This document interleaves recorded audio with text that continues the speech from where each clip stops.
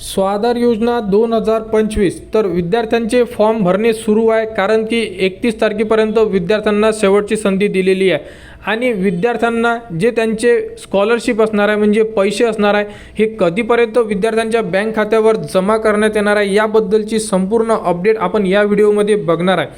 सर्वात प्रथम विद्यार्थ्यांना फॉर्म भरून जर तुम्ही ऑफिसला तुमचे फॉर्म सबमिट केलेले असेल तर विद्यार्थ्यांना आपल्या लॉग इनमध्ये जाऊन चेक करणं आहे की आपला जो फॉर्म आहे हा अप्लिकेशन स्टेटस काय आहे।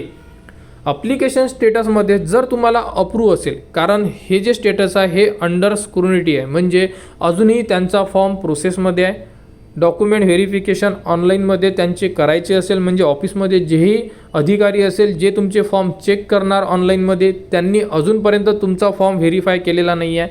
कारण जर तुमचा फॉर्म व्हेरीफाय केला तर इथे तुम्हाला जिथे अप्लिकेशन स्टेटसचं जे ऑप्शन आहे इथे तुम्हाला अप्रूव्ह असेल आणि ज्यांचे फॉर्म अप्रूव्ह असणार त्यांना फॉर्ममध्ये त्रुटी येणार नाही, कारण त्यांचे फॉर्म अप्रूव्ह झालेले असेल। आणि अप्रूव्ह झालेल्या विद्यार्थ्यांना ॲड करायचं आहे त्यांचे बँक डिटेल्स। इथे बँक डिटेल्सचं ऑप्शन आहे, इथे क्लिक करून बँक डिटेल्स ॲड करून घ्या। जर बँक डिटेल्स ॲड केलेली असेल तर काही हरकत नाही आहे, जर होत नसेल तर काही दिवसांनी अपडेट करू शकता, कारण तर भरपूर विद्यार्थ्यांना बँक डिटेल्स टाकताना अडचणी येत आहे, तर तो प्रॉब्लेम साईटचा आहे।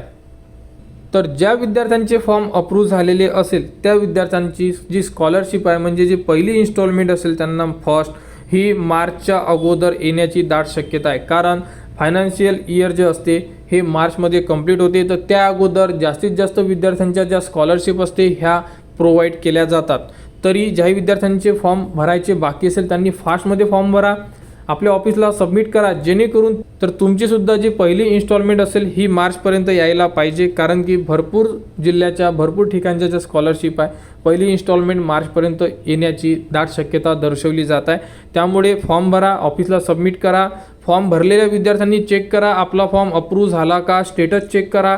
ज्याही विद्यार्थ्यांचे स्टेटस सेंडबॅकमध्ये असेल म्हणजे त्रुटीमध्ये आलेले आहे फॉर्म, सेंडबॅकचा अर्थ काय होतो, फॉर्म आपला त्रुटीमध्ये आहे, ॲप्लिकेशन नंबरला क्लिक करा, त्रुटी बघा काय लिहिलेलं आहे त्रुटीमध्ये, त्याप्रकारे परत तो फॉर्म एडिट करा आणि सबमिट करून आपल्या ऑफिसला रिमेनिंग डॉक्युमेंट्स नेऊन द्या। अशा प्रकारे अपडेट असणार आहे। तर स्कॉलरशिप लवकरच येणार आहे, फक्त आपला फॉर्म अप्रूव्ह होणे अतिशय गरजेचं आहे। जेवढ्या लवकर तुमचा फॉर्म अप्रूव्ह होणार तेवढ्याच विद्यार्थ्यांची स्कॉलरशिप अगोदर येणार आहे आणि बाकी विद्यार्थ्यांच्या स्कॉलरशिपसुद्धा हळूहळू येणार। आणि ज्याही विद्यार्थ्यांच्या स्कॉलरशिप लास्ट इयरच्या आलेल्या नसेल त्यांनी आपल्या ऑफिसला व्हिजिट करा, माहिती घ्या आणि त्यांना रिक्वेस्ट करा की आमची स्कॉलरशिप का आली नाही आहे, काय प्रॉब्लेम आहे, आणि तुमचेसुद्धा फॉर्म ते चेक करतील आणि त्याप्रकारे तुम्हाला अपडेट देतील। तर स्वाधार योजनेमध्ये जी पुढील अपडेट येईल ती तुम्हाला आपल्या चॅनलवर देण्यात येणार। त्यासाठी आपल्या चॅनलच्या कनेक्टमध्ये राहा, चॅनलला सबस्क्राईब करा व हा व्हिडिओ इतरांपर्यंत शेअर करा।